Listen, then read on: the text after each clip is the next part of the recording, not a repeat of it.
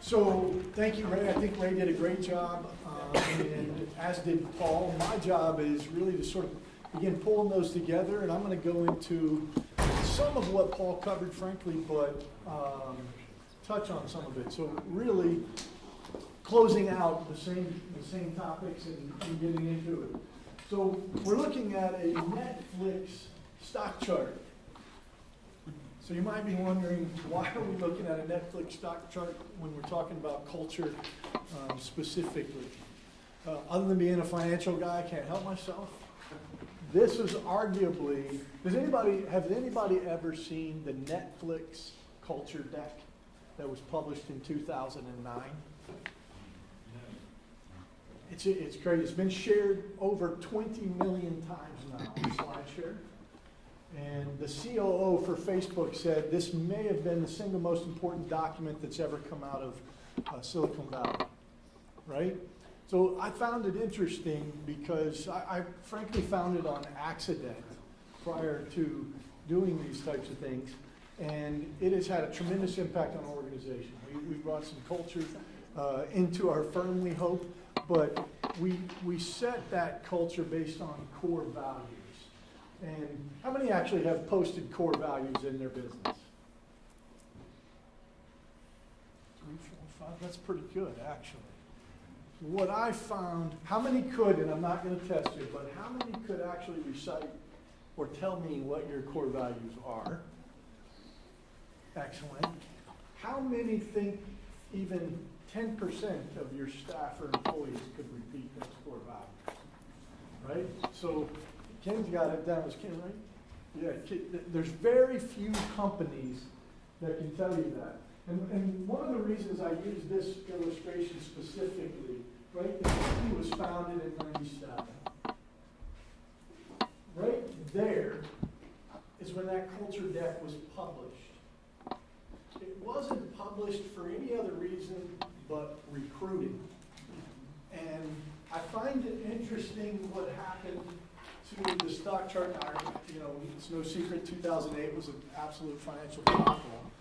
But very few companies have recognized that kind of return since then. Right?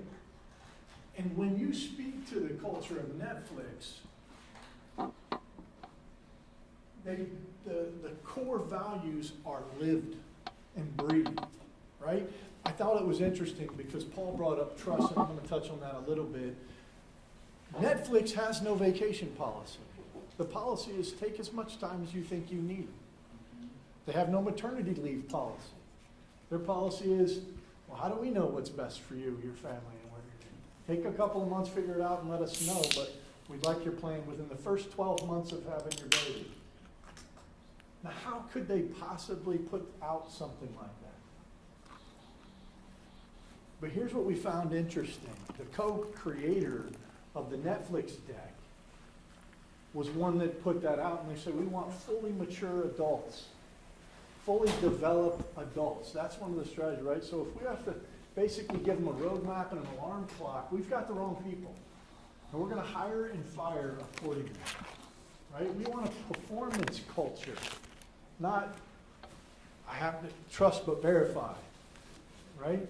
So when you start creating that culture, you don't have to tell somebody how much vacation time they can take. They understand clearly what it is that they need to deliver, right? And once they've delivered, they can go on vacation, right? If they're performing, nobody really cares.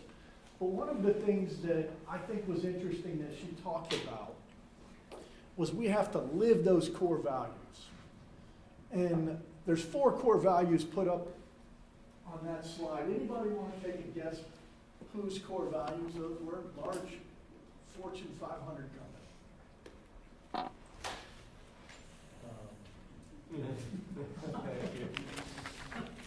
Right? The financial giant that went down the tubes, they've lost their name.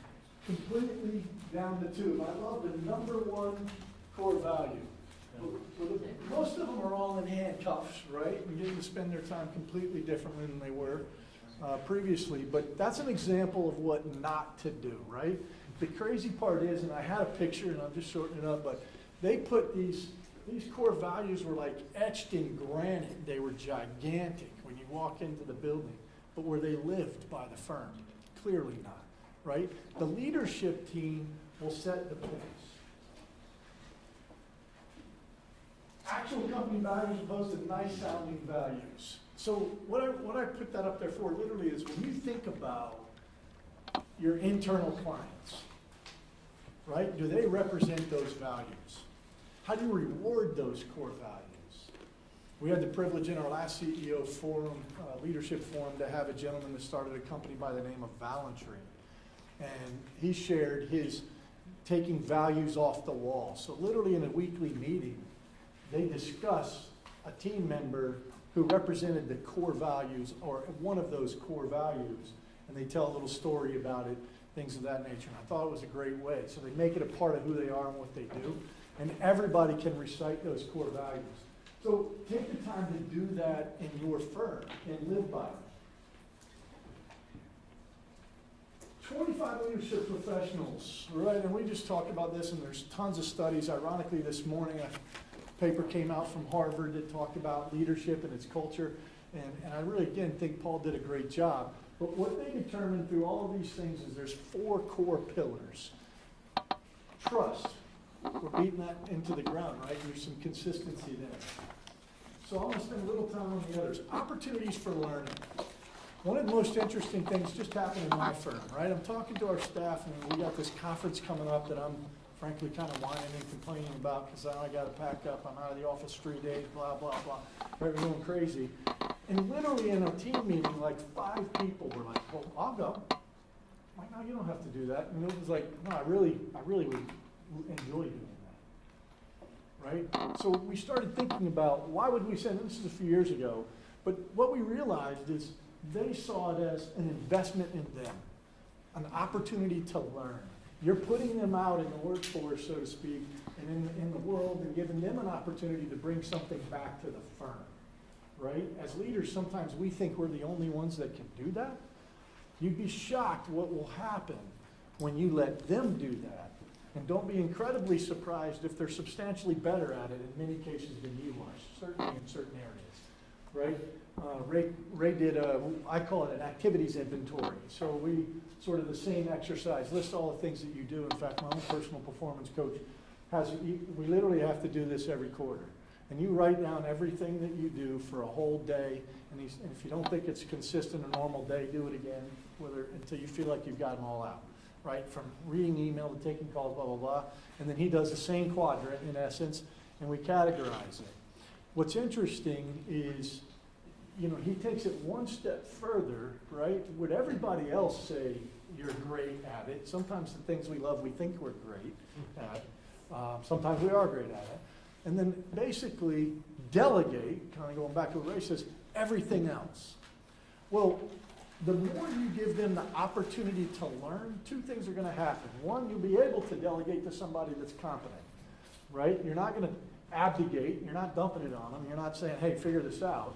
You're going to figure out who loves things different than you. We were just talking about it with Paul. He did an exercise in my office, Energized to Lead, and I've told a couple people, but this lady loves paperwork. I despise paperwork, right? So when you just take something as simple as that, well, that should be your job. That should not be my job, right? And all of a sudden, I'm giving her something she loves, and she's taking something from me that I hate. But what I found interesting, once we turned it over and empowered her to do things in this category, and I'm saying paperwork, but it's many things back office administratively, she's brought ideas, concepts, things of that nature, because all I'm trying to do is get it done and get it through and pass, right? It's like getting a C in a Gordon Rule class. You just got to get it done. She's looking for A+ every time, because that's what energizes her, right? So we got to give them the opportunities to learn. I'm going to skip through the trust part, just because we kind of got into that. But learning, when I'm saying, obviously you're going to see tremendous benefit from them learning different things. But what I found hugely beneficial, and we touched on innovation, things of that nature, do you reward for learning, right? When they bring things to the table, Are you saying, wait, that's not my idea, therefore it's not a good idea? Or are you recognizing, hey, that's a tremendous opportunity? It may not be a good fit for whatever reason, but they know, we've established the trust, so they know this is the safe zone. They can talk to you about it. Here it is, it's where it's at. But are you rewarding for bringing new ideas, concepts, and learning material? That's going to be a big component to it, and it makes a tremendous difference. Risk and failure, right? To me, this was difficult. Your business is typically your baby, right? You don't want people screwing things up, right? And when you give somebody something and say, don't screw this up, right? We got a rough start, but if you take it from them the first time you think they're going in the wrong direction, you've probably done substantially more damage than good, right? We have to foster an environment that will allow them to take some risk, right? But they can't be chastised for failure. They should be coached, right? Assuming you have the right people in the right seat, being consistent with traction, Ray covered get it, want it, capacity to do it, then you want to continue to let them learn from their own mistakes. Foster an environment where failure is acceptable. You manage the consequences of failure, right? You're not going to take your single biggest account, for example, and give it to somebody that's brand new and say, I hope he doesn't fail. That's not what we're talking about, right? But you do it in, we'll say baby steps, so that you reach a point where they've continued to gain confidence and competency, and you continue to push that north, right? You'll be shocked at some of the results that you get. Venturing into the unknown requires courage and support, right? Sometimes as business owners, and frankly, we find this to be a common theme, you guys in general have more courage than most of your staff. I'll just tell you that, right? You're not adverse to risk, or you probably wouldn't open the door to your own business, right? Bob's talking about leaving an engineering background and then opening a restaurant. You can't be risk adverse and do that, right? I'm making a good living to I'm going to go from zero and hope it works. That's a big deal. Most of your staff, your team members, things of that nature, they don't have that same courage without your support. Now, once you give them courage or encourage them to have courage, right? Don't be surprised at what they do, and then try to get out of their way. Going back to the Enron example, people become what they observe, right? They can't duplicate what they don't see. It's simple, straightforward, but if you're not exemplifying what they want to see in a leader, right, eventually you're going to get exactly what you're giving, and hopefully that's by design, right? But if it's not, in fact, right, going back to the Netflix example, she gives it a real-world example in a follow-up interview as to why it was so impactful to the organization. She says, frequently in companies, leadership doesn't exemplify what they're looking for. In her example specifically, she goes, in my prior company, we won't use names, it was a frat boy culture, right? The whole thing was, oh, let's party, let's get drunk. We had golf this party where people drink. So at Netflix, you'd all be fired. We got time for that. These are for mature adults, right? Well, how do you think that resonates as the time frame continues to roll out, so to speak? The timeline continues, and everybody's focused, everybody's engaged, everybody has a performance mindset, and it's not party time. That doesn't mean Friday night with your family or your friends or whatever, you don't have a good time. But that's not work time, right? So that culture matters, and they're going to duplicate what they see. Give them access to you. That's one of the things that I think some of us do too much maybe, but some don't do enough, right? It's implied that authority comes from leadership, and leadership is inaccessible. By not making yourself accessible, A, you can't be vulnerable, right? Paul did a great job with that. And B, you really don't understand the pulse of what's going on, and how can you have sort of that comfort and safety zone without literally having anybody come to you to test the water, so to speak. I'm going to touch briefly on, and that's really what we're kind of touching on those four pillars, but I want to touch on something that Ray did, because I think it's huge when we talk about delegating. And I was the worst delegator, still not great at it. I was a professional advocator, dump it, get it done, and then had high expectations. And of course, that's ultimately just sort of a death spiral. But I learned an exercise, again, from a coach, and I've seen various things out there. We have 4 levels of delegation. I've seen them where they have 5, and you got 3. it doesn't really matter, but what, there's a couple levers of delegation that begin to foster that environment, encourage learning, things of that nature, help them see that you're open and available, but mitigate the risk in terms of your business, right? Number one is delegate, which is basically research and report. Here's something I want you to take a look at. Go do the best you can, find all that information, bring it back to me. Don't do anything with it, but bring it back to me, right? So then you start to, that we call it level one in our firm. Level two, literally research it, but before you bring it back to me, I'd like to see your recommendations. Don't do anything with it, right? I'd like to see your recommendations. Now we got research, access, and reports, recommendations coming back to me, and implement, right? I'll help you find your partners. We'll have implementation partners. And for us, 4 is, here you go. I don't want to know how long, when it was done, but I know because of who you are, your role in the firm, and our level of trust, it's done. And you're out of there. That's the most freeing thing for me personally, and when you were going through that exercise, that took 10 years, but I'm a very slow learner. For me to feel good about. It's the best thing that's ever happened. We have a few key people on our team, and now I abdicate all over again, but it just is much more effective because the culture was there to do that, right? And the people that are new, I remind myself, nope, we're back to D1, right? I don't trust them yet. It keeps you from kind of blowing up with high expectations, and they have clear understanding where you're at. So I'm going to any questions revolving around that? Actually, anything Ray did or Paul did? So I have a question I'll ask. Sure. You went through an interesting exercise about, love to do, hate to do, don't like to do, but I'm good at it. We want to shove things all to the side. It just occurred to me, there's some things that are critical path to the business that maybe you need to do even though you don't want to or love to, because maybe, the one I thought of actually was you looking for parts and resourcing parts and buying things. I'm like, it's a critical path to his business because if somebody's not doing a great job at buying the parts at the right price, you can't make a living. What would be your response to something like that where you say, hey, maybe I don't really like this, but it is a critical path to my business. Maybe I need to do it anyway. Well, obviously, I think the answer is you scale your business. There's a point in time when you have to do the critical paths.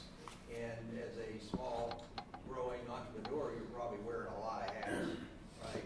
But I think the idea is if you really dislike something and are not real good at it, even though your function is a strategic part of your business, that needs to be on the list of how do I delegate that when the time is right. You certainly aren't just going to delegate it and then all of a sudden it crashes. But to build that, you in your mind, because I think my satisfaction in my life and business has been doing the things I love to do, where I want to really get involved. And if I'm doing stuff that doesn't I'm not doing as good a job at it as somebody that really could. Your brother could probably do a better job at it than you're doing it because he's more focused that way. But that would be my response is, don't, as they say, throw the baby out with the bathwater. I'm delegating this and I'm up here doing something and all of a sudden the thing craters on you because you didn't do your homework and getting the right person in that seat. So that would be my answer. And I think there's I refer to Traction all the time, and he's forgotten more about Traction than I know, but we'll use that as an example. The things he loves to do, we have over here, and the things he hates to do. The simple version is if he can continue to do all of these things at 100% capacity based on where he's at today, it's okay if he doesn't give it away. My red light goes on, so to speak, if he's at 120% capacity for the things that are critical for him he's good at, and 120% capacity on part ordering, it's time to fill this role, right? And hopefully, one of the biggest challenges small business owners have, right, funding the growth, we got to figure out, well, now I need a $60,000 a year person, but right now there's 40,000, so there's time to invest, right? So, but if you don't invest and you're beyond capacity, especially on the things that are key drivers for your business, you're gonna lose traction. You're gonna start slipping somewhere. And I was just going to tell you, actually, I thought it was interesting the way you phrased your conversation because you really validated the mentality I have in my office. I have a I have an office, I've had a staff stays with me a really, really long time, like in the whole history of having an office, one person left, and it's because she had twins. Actually, her second set of twins. So, but I've always approached my office with, I'm looking for adults who want to take ownership of their position. And actually, that's the interview process. This isn't a job for kids. This isn't a job. I'm looking for an adult who wants to take ownership of what they're doing. Everything we do is critical. Everything we do matters. And I approached my office that way. And I actually followed up with this model, which I had never heard before. I thought I was the only person on the planet that actually just told employees, I don't really care what you work. I don't care if it takes 100 hours or 5 hours. I just need the work to get done, and I need you to take ownership of it. And I don't really complain too much. Like, I have a lady, she comes in like 10:30 or 11. Who has an office staff person that comes in at 10 or 10:30 and accepts that, right? I do it on a regular basis with the mentality that I don't want to make her get up and be there at 8 if she's just going to do nothing for 4 hours until 10 when her normal work cycle is. Now, the result of that is she works later in the evening, but it works for her job, and she has that kind of job. So I have people that do all kind of stuff like that. I don't really, we have one basic rule in the office. Somebody's got to be here. I actually leave it to them. I'm like, you guys work it out. So if you want Tuesday off and he can be here, great. I don't even care. You know, as long as all the work's getting done. So I'd never heard that model, but I realized I'm actually running my office that way accidentally. You know, the argument is to validate that further. Again, I keep talking about Netflix because it fascinates me. Their vacation comp went down and their productivity went up. So they implemented the same structure on expense reimbursement, right? You don't have to justify why you took someone to dinner. You don't have to do any of that. They encourage you to be responsible. Their expenses went down, right? So when you empower people, right, and invest back into the people, your internal clients, as Paul said, right, they're gonna reward you. If they didn't feel value and love, you give them that expense report, they're doing Ruth Chris, right? Yes, sir. And one of the things, to the point that you were making, was critical functions that we tend to hold on to and feel like we're the ones that need to do that, right?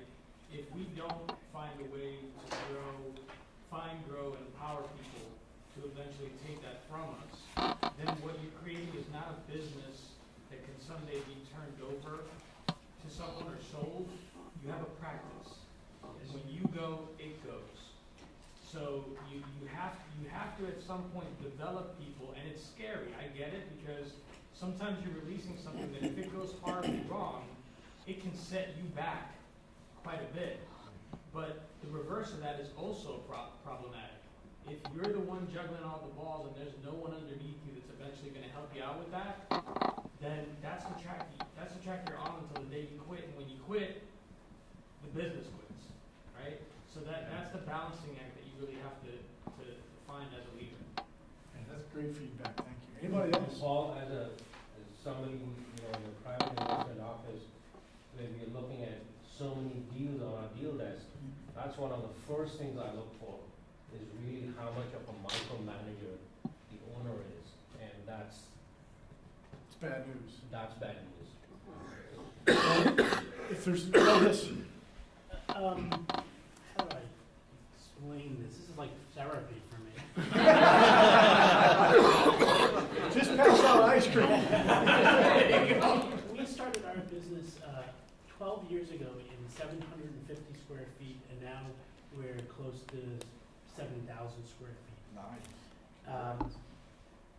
When my wife and I were making the ice cream, we were making the ice cream. We knew what we were doing, and the quality never changed. And as we grew, we still continued to make the ice cream, and then we grew again, and then we stopped, and we started hiring people. But transferring that tribal knowledge, the lessons that we learned just in the processes was so difficult. But now as we grew, there are serious regulations. There are people's lives on the line. We pasteurize milk, and people can die if there's allergens, and there's a lot of responsibility. But we grew and grew and grew, that now we have the challenge, and talking about culture and what is it, the vine, jumping the vine, right? Let it go. Letting go of the vine. So we've tried having multiple different managers handling food safety and quality and operations and finance, and it's exhausting. But when in respect to talking about the culture, we have hourly employees which we try to empower, and we try to talk to them about we're a family business, we love you, that's fantastic, you're part of what we're doing, I'm sorry the transmission in your car is going, you know, let me help you pay for that. And then you're in the middle of writing a proposal to Walt Disney World, and they come in and they start talking about how their wife is cheating on them and all. Now you're a therapist, and the cycle goes on. Anyway, every business book that I've ever read, they talk about culture, and it's fantastic. But they never talk about that dividing line. I come from the film world, so above the line and below the line, you know, your producers, and then your technicians. So these business books talk about the culture, the business culture of above the line, the executives, the people that are sitting here in the room. But they never talk about how you translate that same culture to the people that are working on the machines, the people that are sweating. And it's very difficult because it's two totally different mindsets, and it's a challenge that I'm having.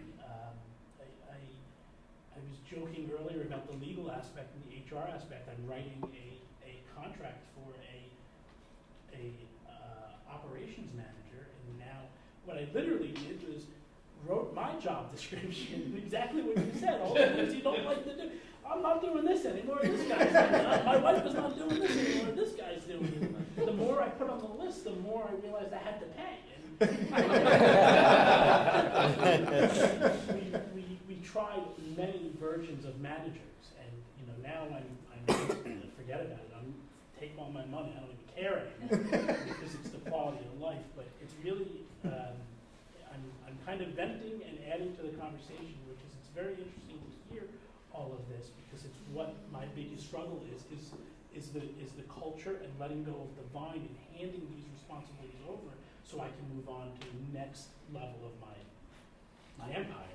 I think that's huge feedback. I would say one of the things that you mentioned in there, I can't tell you how many times I've seen it in small business, and sometimes it's great, and sometimes it's the death of you, right? We're a family. Anybody else have that in their firm? We're all a family, we're all a family, we're all a family. I was the worst on the planet for that. You could give me any excuse on the planet that it didn't really matter. I'm like, all right, you know, how do you fire your sister? You can't do it.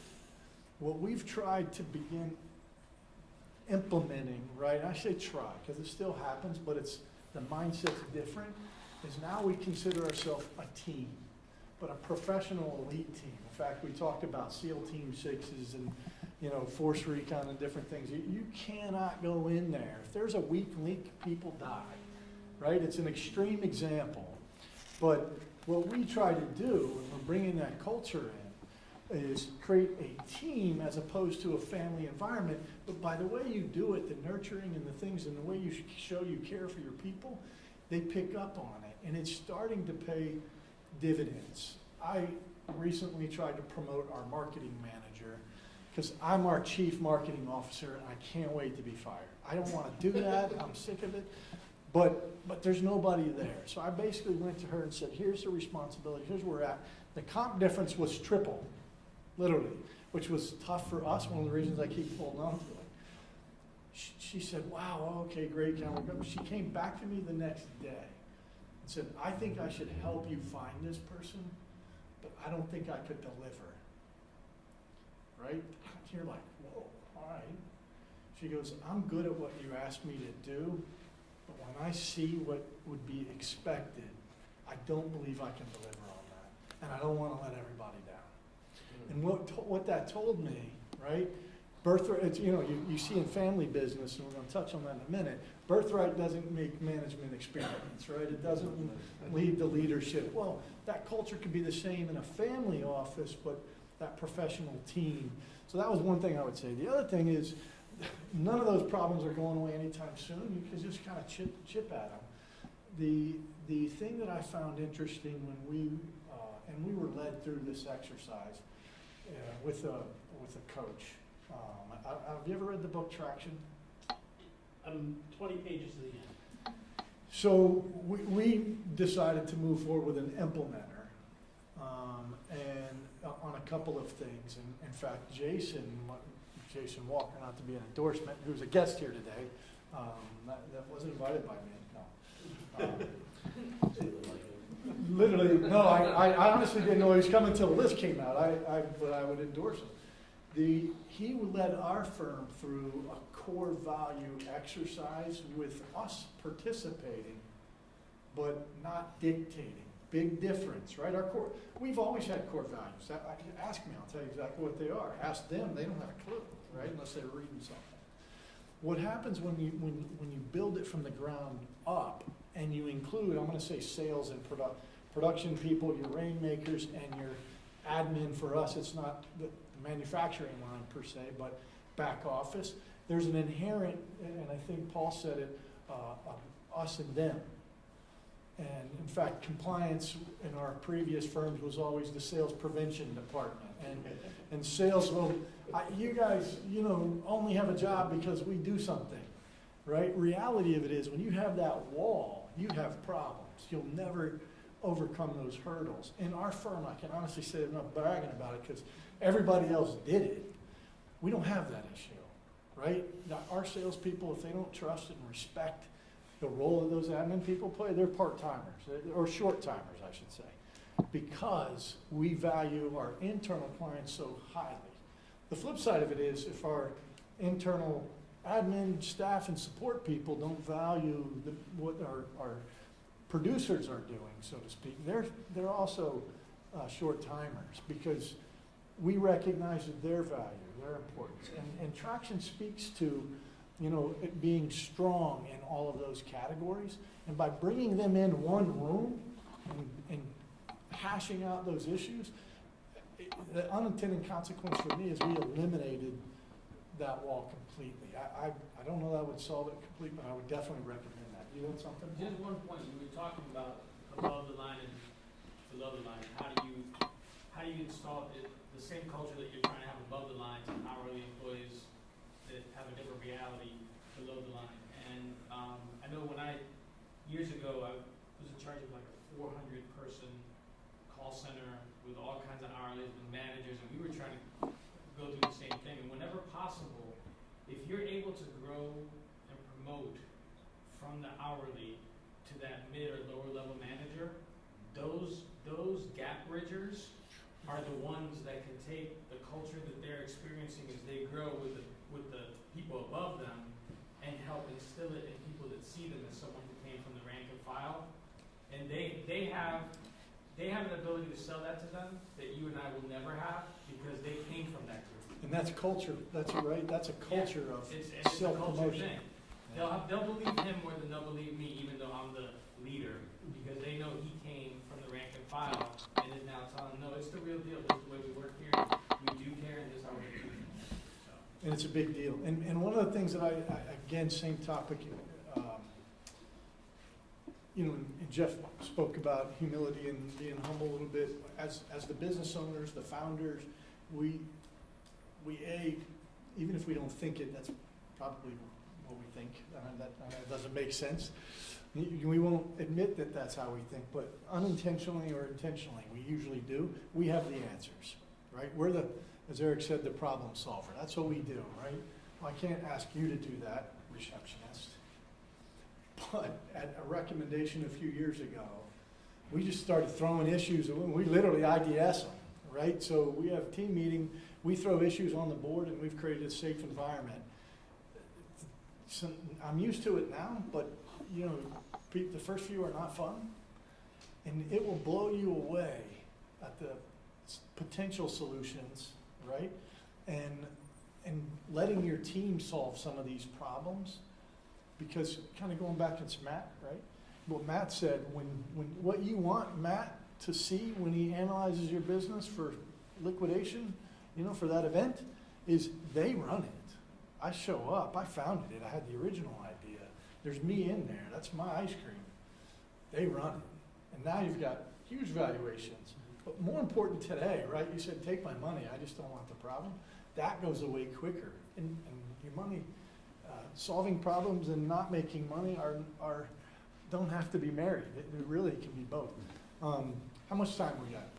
We're right there. Great questions. I hate to do that, but one of the things that we're going to do, I'm going to just continue with this. You've been spoke to virtually all day, right? We try to get a little interaction. We're going to take the next exercise. It's a real live current case study that some members of the dream team in here are actually working on. They are clients of our firm. It definitely has been changed, so just, so you know, don't, you know, but all the moving parts are there. Names, companies, stuff of that nature, even network numbers are varied. But our goal is to walk you through some of this, right? So you guys don't have to expose everything that's going on and talk about it, but hopefully we're gonna touch on some of these hot items, because Brandon did a tremendous job of saying, these are some of the issues I'm having. Most of us have been there, right? Or we will be there, depending on where we're at in our growth cycle. So I'm gonna kick it off. First of all, you know, I felt like obligated to say, because when we see this, one of the things that we don't realize, right? You small business owners, and small is relevant, right? It's smaller than Google. You literally are the bread and butter of this country, right? Almost 50% of the GDP, huge contributors, and without you, this isn't the greatest country on the planet, right? So I think I wanted to start out with that. But this, it blows me away, and you can't appreciate it until you're where you're at or where you're going. But as a business owner, transition is almost always one of the most difficult challenges, right? Paltry second generation survival rate, and virtually there is no third generation survival rate. It's just a teeny tiny percent. So what are the things that we can do to help that? We wanted to talk about it. This was not my statistic. I thought it was like 75. I've seen numbers as high as 90. It doesn't really matter, but an overwhelming percent say, I'm going to pass it on to the next generation. Anybody here want to pass their business to the next generation? Right? Okay, there's a few of us. And we're going to get to some of the challenges, but not everybody gets even the opportunity. And I like this quote from Sugar Ray Robinson. You always say, I'll quit when I start to slide, then one morning you wake up and realize you slid. Right? It's too late to begin doing that. Business owner client of mine, 59 years old, literally came to me finally about 5 or 6 months before, said, I'm ready. I need to build the infrastructure. I got to get out of this thing in 3 to 4 years. Back in my office in 4 months, cane, major issues, face sagging, huge stroke. There's no way we can even leverage that guy's talent to duplicate it and implement the things that we would have had we started 3 years ago, right? So we don't want to wait till we slid, if you will, before we start putting those pieces in place. With that being said, money isn't everything. Right? In fact, in the grand scheme of things, it means very little. Regardless of where you're at with your faith, you can put as much money as you want in your casket. It isn't going to impact anybody or anything. Right? So we've been talking a little bit about legacy, and Paul opened up sort of with the timeline, exercise, and I think that doing it by design is the single most critical thing. There's no real right or wrong. If it's done the way you, your wife, your other owners, your partners, whatever, wanted to do it, because it's your business, right? So I think that's the critical component of it. Some starting points, just so you talk about doing it by design. And what is my business worth, right? I would probably say most of you, it's not worth quite what you think it is today. I've never seen a business owner that's business is worth more than they think it's worth. And that's the norm, right? Have you ever seen one that thinks it's worth 2 or 3 times what it's actually worth? That's not the norm. That's the norm. The problem with that is that there's several things. One, that you have to find a sucker to sell, right? And that's not ideal. 2 is you sort of count on artificial numbers. My business example, for lack of a better term, is the perfect example of that.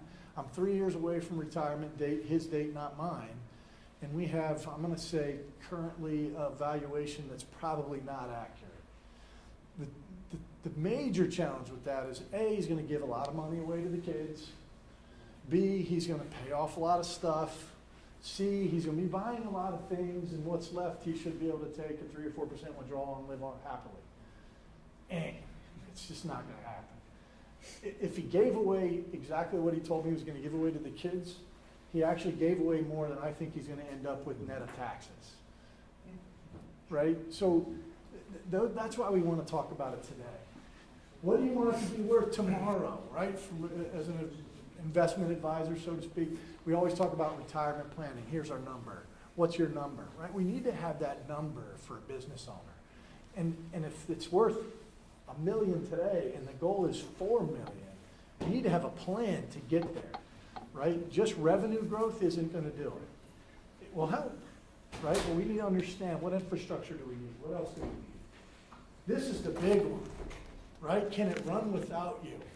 The business example I'm gonna give you, quite frankly, and I know him very, very well, in the absence of the primary guy, I give that business 24 months. And that's horrible. The part that really kills me is I'm very close friends. And by the way, they gave me total permission to do this. I showed them what I'm showing you. And the main man, if you would, is not ready to be heard, to listen yet, right? Everybody else recognizes it. In fact, the people he told me, very similar to Ray's example, the people he told me was going to take over the company, unanimously across the board, all 4 people said, I'm not even remotely ready to take on the role that he thinks that I'm going to do. One just flat out said, I don't even want the job, I'm not capable of doing the job, it would be a disaster, I'd probably quit. What about the rest of the family? They think you're doing that job, right? So these are the things that you really got to think through. Who might want it in the future, right? She's a perfect example, Ray's a perfect example. If they don't want it, and you try to force it on them, it's going to be a disaster. So let's just go through American Highway is the name of the company.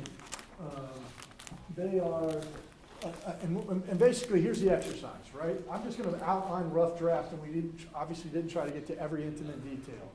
The mission here is to be interactive, to create an exercise that would hopefully begin to spur thought around your business and some of the things that you experience on a daily basis. And we have 2 esteemed experts, frankly, Jeremy Sloan, LLM, top-notch tax attorney, right? Does a lot of M&A, which is huge. When you want to sell your business, you want to know what it's worth and what makes it worth more, what makes it worth less, and what could go bad, the legal side of it. And Jed Grinnan from Grinnan Fender has some Papa Rod, tax expert, primary client base, business owners, I won't even say small business owners, they got some fairly substantial companies that they manage with that firm, really understands the value of both planning, but looking at it from a tax perspective, right? Because that matters. The single biggest expense you'll pay between now and the rest of your life probably isn't your mortgage anymore once you're a business owner that's rich, at least, stage 2 and beyond, right? It's taxes. So it matters it's what you keep, not what you sold for, right? Hey, Chris. Yeah. So just to give you guys an example of why it's important to be planning in advance of these things happening, I just had a client who overseas working for a company. They sell the company to a third-party buyer. That transaction just closes within the last week. He sends me an email and says, hey, I've got a bunch of these payments coming in connection with this transaction. How should I structure this? I want to get capital gain. And so my response to him was, you have to get your time machine, and we're going to have to go back at least a year and implement, what you should have been thinking about a year and a half or 2 years ago. And the difference for him will probably be $500,000 out of pocket just in taxes. So, another client, transaction, she's selling the company, $64 million transaction. She decides to move to Colorado before that transaction gets consummated. Colorado has state income tax. I think that was $1.8 million that she paid in additional income tax. So That's some moving costs there. my point is, think about this stuff before you do it. People just go do this stuff. They don't talk to Jed. They don't talk to their attorneys. They just go do it, and it makes an enormous difference. And you can't plan for taxes the day before the transaction or when you get an LOI. That's too late. So make sure you're thinking about these things. And also, I can't think of many business owners where the vast majority of their wealth is not tied up in the business. And if that's what your retirement plan is, what's the consequence of not getting enough for selling your business? You're gonna suffer. You're gonna be an old age, and you're gonna run out of money. And it's real, and people don't live like it is, but, you're gonna turn 60 years old, your health's gonna start to decline. You're not gonna have as much energy. You're gonna be competing with a bunch of 35 and 40-year-olds. It's not easy, so it's something that people really need to take seriously, but they don't. And I've seen way too many times where people are, sell a company 8, 10 years, back to work because they don't have enough money. So just put time into thinking about this, because it's important. I think that's huge. Jed, anything you want to add on the front end? Well, I'll follow up on that, is not only talk to your CPA or your attorney about the deal, talk to someone in your industry about what they need to sustain that lifestyle, because most likely they're gonna want us to keep their lifestyle the same as when they were working. And I think it's huge. The case I'm giving you, he has no clue, and he was supposed to be here today, so I had to be really careful what I put up there. And he ended up being in New York, but I told him some of the things I'm gonna say, so I was like, don't get upset. He has no idea what it takes to actually maintain his lifestyle. And I can point out a couple of things, right? That's his income, where did I put his income up here? Oh, Taking $1 million a year. I don't even see it. Third point, third bullet. Oh, yeah, there you go. So he takes somewhere between, 100, 110,000 a month out of the business. Most people could live on that if you had to, right? By the way, I just had lunch with this particular person 2 weeks ago, and he had a new $140,000 Porsche, so, it's not $1 million or $2 million that he needs to be able to retire and live his lifestyle. And by the way, we didn't sell the Maserati Quattroport to buy the new Porsche. And the last Porsche he bought picking up the Maserati Quattroport, and this Porsche was in the showroom, so he traded in his old one and bought that one, right? And that takes a lot of money, right? You can't throw money around. Or really good credit. He doesn't do credit. The one thing I'll tell him, he doesn't have a lot of debt, he does have a mortgage, but you're right, one or two things happen. But $320,000 in investable assets, it's a little more than that, we should nickel and dime everything, but, at $1 million a year, that's not gonna get it done. One of the things he is firmly believing in is when he sells, right? So there, in his mind, there's no need to technically fund retirement. He's building the business. Horrible mistake for 99% of the business owners, right? So, yeah. Couple of questions, right? They're in the business of just importing or actually manufacturing eyeglass frames? So- Is there a brand associated with it? Great question. And with that being said, before you continue, what I'd like to do is really make it interactive. All we want is questions, round 1. 2, we'll start identifying issues and we'll IDS them right out of traction, right? We're just gonna, a simplified version of that. And those types of questions are huge, right? Because you need to know. The answer to that is there is no brand. They are what they call the value brand. So they intentionally don't brand anything. And they'll come in, their bread and butter, I'm gonna use Bob's glasses, I don't know if those are brands or not, but let's call those are Gucci's, and they basically knock those Gucci's off. The Gucci's sell for $279. They manufacture them for about $4. It's not all that far off. They wholesale it for like $29, and the lens crafters will sell their frame for $100.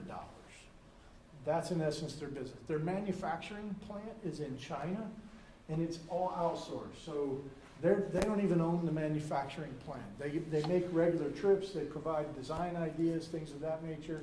They obviously have to worry about, they want infringement on, they don't want backwards G's and it looks exactly like it. They don't even try to pretend that they're manufacturing a specific brand. They don't do any polarized lenses, things of that nature, because they want the lens crafters of the world to make prescription lenses, do whatever they want to do and sell it in there. Great question. Yes. What's there's 7 family members of the 17 employees. Yes. What are the ages of the other 10, and what is their average wage compensation annually? So it's a really interesting compensation structure. If you're a family member, you're paid $65,000 a year. How they get to that number is beyond me. And then everybody else is paid peanuts, somewhere between literally $11 and $14 an hour. What are the other roles inside the organization if all of it's outsourced? Is it mainly a distribution site, inventory and distribution? Mostly inventory distribution at the main warehouse. They have quite a bit. I think it's about 20,000 square feet. Don't quote me on that, but that they rent. They don't own the building. And most of those employees are managing some aspect of that. One key employee is the son. I wanted to make sure I had the name right, because that's not their name. So Adam is a key employee, and for the warehouse, and if you had a title, it would be warehouse manager. So there is actually no management that's not family. No. And they don't own anything, so to me, it doesn't look like a business that a lot of people would really want to buy. And it's all family. It's all family. You got a question? So those assets that he's buying, the cars and everything, was he doing that through the company? Those No, are- he doesn't. You see that 450,000? I've seen that $1.5 million, and I've never seen it less than that. It's not even currently that, but that's the lowest I've ever seen it since I've known him. No, but those So- Porsches, are they company All vehicles? personal. No, Okay. all personal. He has a classic Mustang. He just bought another car. I forgot what it was. Some rebuilt Chevy at what do they call it? Big auction. Yeah, he's not aggressive on tax related issues. Okay. Yeah. So, sales channels, let's talk about that. If all these Great selling question. eyeglasses, does he have, or they have contracts, existing contracts, and a pipeline, some sort of AR in place? Yes. And who's that AR? Yeah. I mean, is he selling to Disney, and does he have a contract for the next 5 years, just as an example, to Yes. supply X amount of glasses? So great question. They have they have a number of selling agreements, mostly, believe it or not, with smaller, 4 or 5 shop type places where they distribute stuff. They have a few, nothing like a Disney, a few of those. The largest one, though, is a healthy chunk of that total revenue, maybe 35%. But that arrangement has been in place probably 10 years. And it's grown every Just year. the Rolodex? That's part of the problem, right? So That's the one. owner is as good a guy as you will ever meet. Oh, right? yeah, he's So awesome. He's got all these relationships with, retailers around the country that will continue to buy from him, but something happens to him, obviously. Yeah, they renegotiate their contract here. Here's what I found out, if I may. No, Or please. say, like when you're looking at businesses, evaluating businesses, and a lot of you guys probably already know this, right? This is the curve here.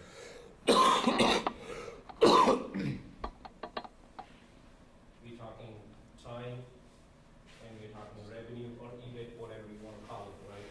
You start from here, somewhere here, and at some stage, unless you're reinventing yourself constantly, it goes down. It always goes down, numbers to prove it, right? This is where most people decide to sell their business. Oh crap, I'm not doing so well as I was 3 years ago or 2 years ago. Maybe it's time for me to get out and let somebody else do it. But this is the evaluation they want right here, right? It never works. Because when people like me, you, everybody else comes in, I look at this curve, starting from this point onward, and see where it's going and what I can do with it. And then that trend is the wrong way. And the trend is in the wrong way, and if you have Trend is nothing. not your friend. Yeah. So, No, thank you for that. Right? I would look at that and think, most of the people he has contracts with are probably very similar to him, and all their businesses are gonna be going away or selling or transitioning management, those contracts will change. Now, I will say this. What's his name? Mark is a good relationship guy. He's as close to dad as he gets. He couldn't run a business if his life depended on it. He would tell you that. But he will hustle, he will sell, and he's a great relationships guy. And finally, about 3 years ago, they got him meeting with these relationships. He goes to China with dad, things of that nature. So what issues do we have? And one of the things, is there anything you wanted to add, Jed, from the tax side? Right. Obviously, with the money he's pulling out and the taxes he's paying, he's got an opportunity to be more aggressive in pension planning. And that's why I asked what's the age of the others, is because at his age, if everybody else is young, they're family members that he doesn't mind contributing to. You know, he probably would like to switch to a defined benefit plan that supercharges his retirement over the next 4 to 5, 7 years. So at least if the business doesn't produce the selling price he wants, he'll have the cash that will be funded basically by the IRS over the next 5 to 7 years. And you know what he's bringing up, right? And I put this number because that makes me cry. And the only thing I can say, I'm glad it's his dollars and not mine, right? Although I would like to have some of the same issues. The thing that Jed is bringing up, and I'll put it in the form of a hypothetical question. If we could carve $100,000 off that tax bill, redirect it instead of $10,000, $110,000 into a defined benefit plan that would provide him a pension or an income for life, independent of the business, would that make sense? Sure. That probably makes sense. So we talk about pension benefits. I'd like Jed to address with the new tax law, the impact to S corporations as a variant to this one. Yeah, the new tax law, if you are a pass-through entity, there's a new deduction. It's the 199A deduction called a qualified business income deduction, which basically, if you qualify, 20% of your pass-through income is not going to be taxable. So in this gentleman's case, most likely he would get a 20% right off the top of his taxable income that comes through to him from his K-1. There is limitations on compensation. I mean, if he obviously has a taxable income more than $315,000, so there'll be some testing involved with wages. You know, so he has to have at least 50% of the wage base to be able to take that 20% deduction. It would be either the lower the 20% or 50% of his wages. Yeah, and that's part of the challenge. So, yeah, so there's- Would he get any R&D Yes, benefits that's my from question. China? If we based on how he imports, is there any R&D? Not because it's overseas, there would not be. Wouldn't the new designs, though it's not manufactured here, but wouldn't the research and development on the designs for these products be, count for that? There'd probably be some of it, but it doesn't look like anybody on the staff is doing that design work based on the descriptions that are up there. It's limited, but yeah.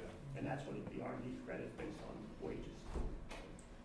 So would you mind doing a lightning round of issues? Is that what you're doing? Yeah. Oh, there we go. Sorry. Yeah, way ahead of me. What other issues do you guys see, right? And we'll try to get to resolving some of these. Is revenue growing?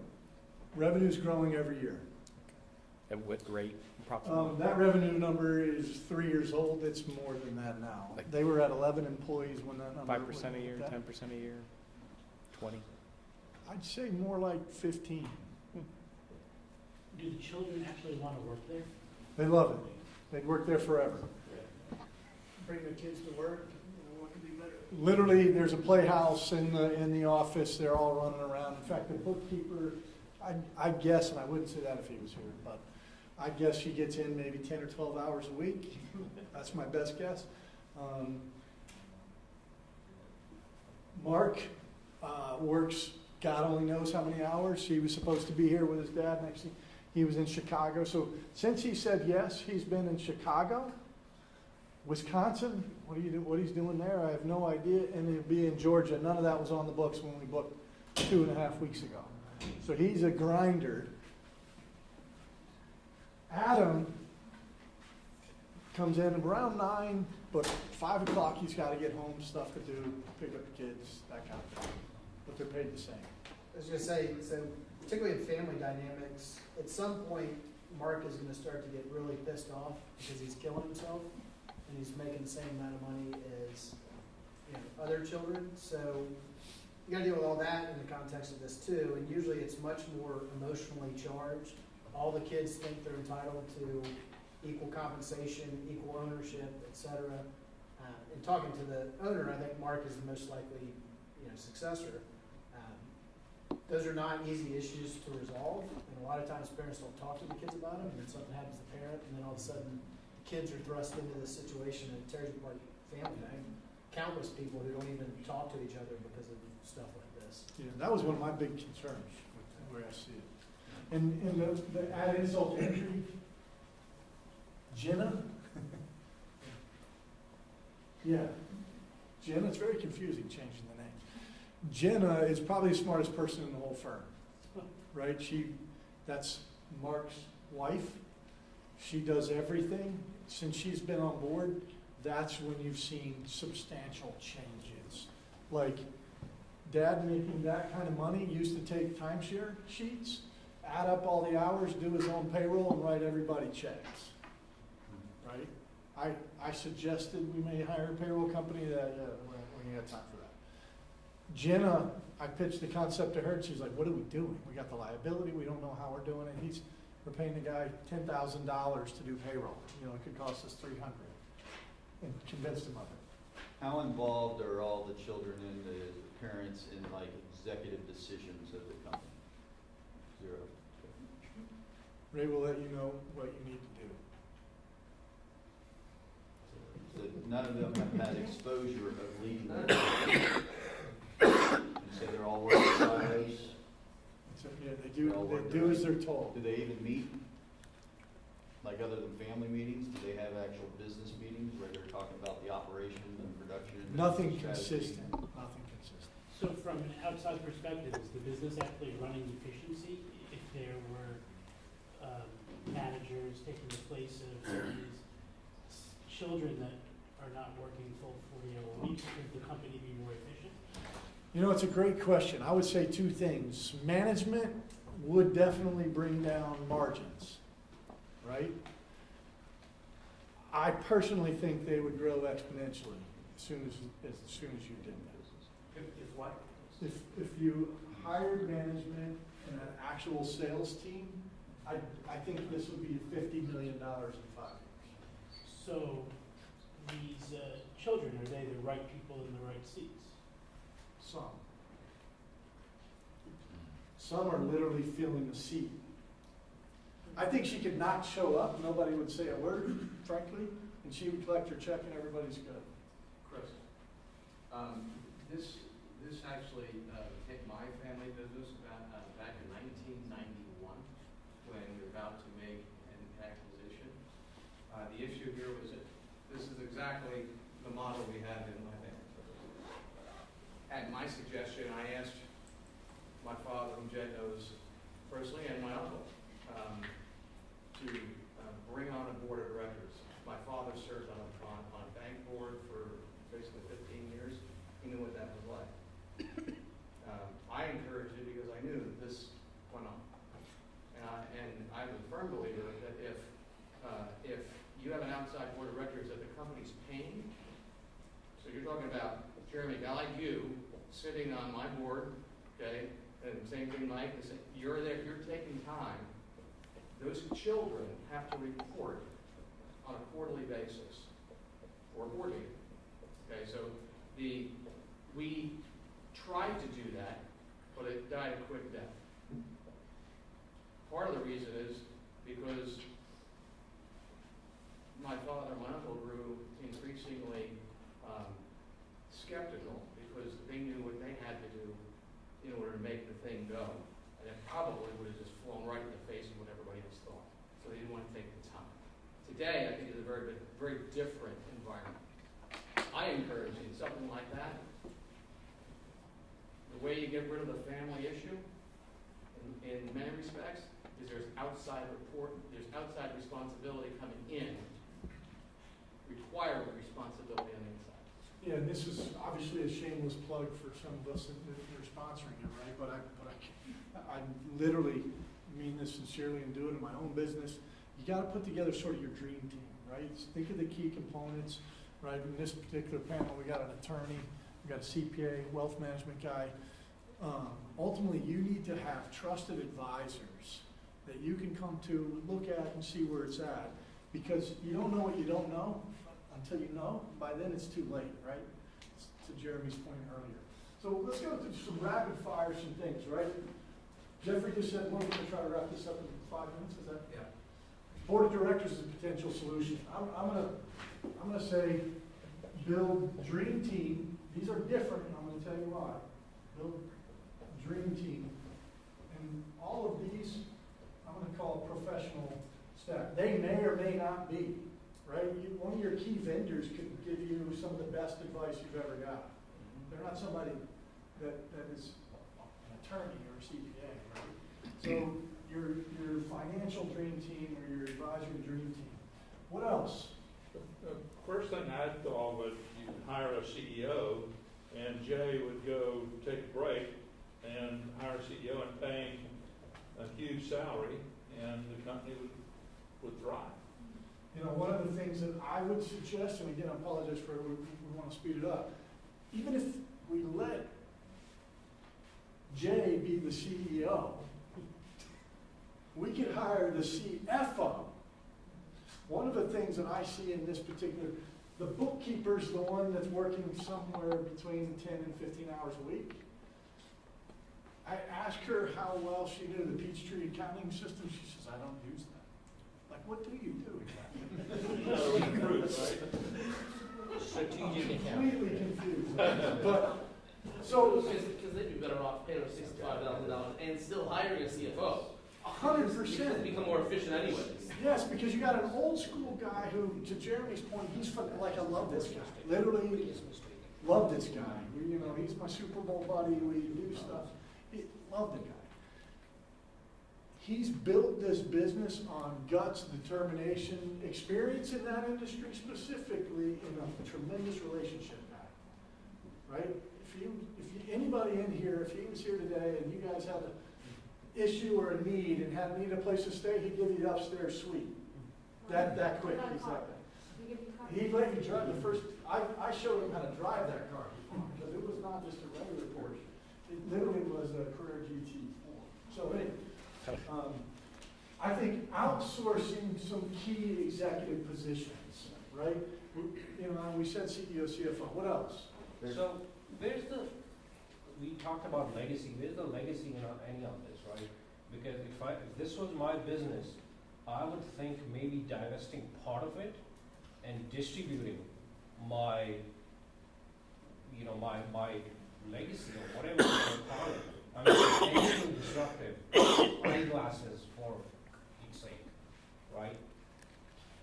I'm going to add to that because I think it's a brilliant idea. One of the things, you know, I'll be first to admit, I've asked to be a buying partner.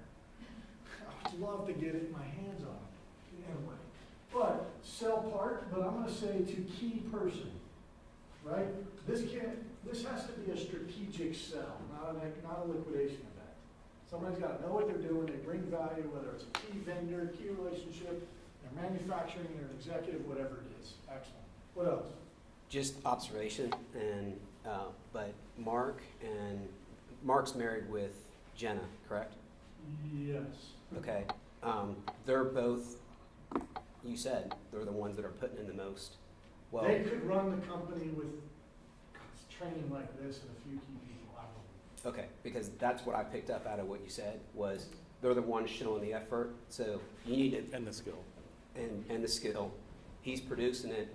You need to communicate some type of HR model for them so the kids really realize what they're bringing and what they're not bringing. I think that's huge.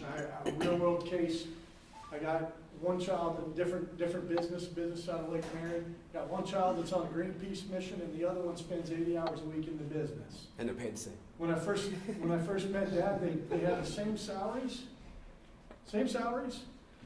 and the succession plan was to leave it to them equally. How well do you think that went out? That depends on Jeremy's conflict. It's exactly correct. Family conflict. But addressing it before there's drama, death, entitlement coming into play, address it now. It's not going to be all warm and fuzzy, right? It's not gonna be the funnest thing in the world. Highly recommend you get somebody that can facilitate it, but I'm gonna call it select your successors, because you can financially compensate others. For example, Adam, good guy, right? Brings value to the company. $65,000 a year is probably what he's worth. Give him 80 and $1 million at death or whatever, so whatever the number is. So he's financially incentivized similarly, in essence, at death. So the division of the estate is equal per se, but one's running the company so it has a chance to survive. Bordner, I actually think you taught this to me before, but isn't there a mechanism that you can actually have a policy that's being paid into on the owner and then upon death, basically buys him out? Definitely. Okay. Definitely, right? Key man policy, split dollar. Jed brought up pension planning, right? They can do some crazy things with math. He asked specifically on age, because you've got a large enough discrepancy. They can carve some people out. The rank and file are getting some money, but you're getting big money, right? And that, you know, when the CPA firm understands that, that's a different value than I'm gonna file your tax return, right? Hey, Chris, Yes. part of the, I mean, you're gonna need some significant executive team training on this, because you've got a benevolent dictator running the organization, right? And they're leaving to try to lead this team, this group, to operate as a leadership team, and if they've not ever done that, they're not going to function. Huge, right? I was hoping somebody picked up on that. I even skipped trust and our leadership pillars and went right to training, right? We talked about learning opportunities. You got That's the bull so elephant. big. You got the bull elephant going to go away, and now you got a bunch of young elephants around. And I don't know if everybody knows that analogy, but you got a bunch of young elephants, male elephants, without the bull elephant around. They cause chaos around. They destroy things, and the story was they brought a bull elephant in, and the dominant male was able to keep all the elephants at bay. Yeah, exactly. So what else? We're running short on time. Yes, sir. I just want to emphasize what John said about hiring a qualified CEO. That to me is really, I mean, if he's pulling $1 million out, he can compensate someone, say at $300,000, someone really talented. That means he still gets $700,000. How much money does he need to be invested to get $700,000 a year return? Yeah, and that's So something. that, you don't even have to sell the business. Just get better management and pay for it. That's Your cash flow exactly is correct. better. That may also even be a mentor to somebody to take the next spot. Yeah. Right, a I was real. gonna say we should be sensitive to Cliff's time and everybody's time here. We should probably wrap it up. What time are we done? Yeah, we're right there. And Cliff's a hell of a lot more interesting than any of this. But the reality of the world is, the whole issue is buy-in from the company. So your idea about we're gonna get a real manager, you have to be prepared for the real manager to come in and go, we're not gonna pay Jill $65,000 a year to come in 5 hours a week while we're paying the other guy $65,000 a year. To do Right. 7 hours. That's exactly right. That's So the issue at the end of the day is the owner has to buy in and say, I want to fix it. That's exactly correct. And I hope you've got a couple things, right? No way could we solve this in a 4-hour idea.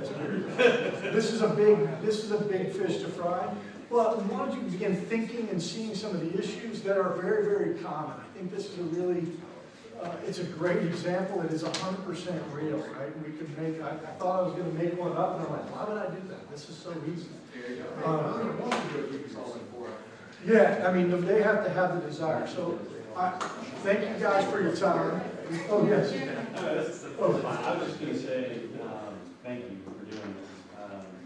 I'm a product of a disaster like this. And to be honest with you, I haven't seen or heard from my father-in-law in 2 years.